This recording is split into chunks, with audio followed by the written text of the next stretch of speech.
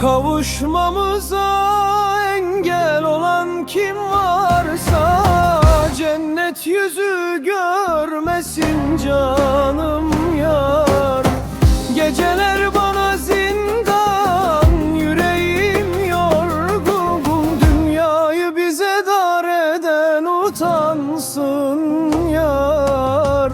Ben seni kader diye yazdım alnıma. Kör talih vurdu geldi tam sol yanıma.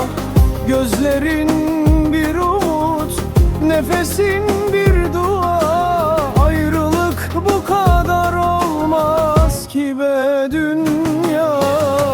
Yolu yok, geri dönüşü yok. Yar gönlümde ateş olmuş çok. Biz bir can, tek yürektik hani. Şimdi eller aldı seni. Kavuşmamıza engel olan kim varsa cennet yüzü görmesin canım yar.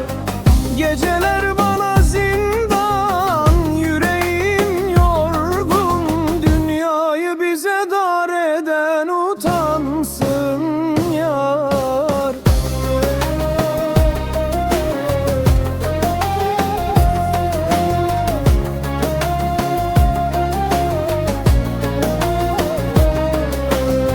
Sen kokan yastıklara sabah doğmuyor. Seni bilmeyen dertler beni boğuyor. Bir ömür beklerim, sözümden dönmem. Aşk bizim kaderdi, gören görsün ben ölmem. Kavuşmamız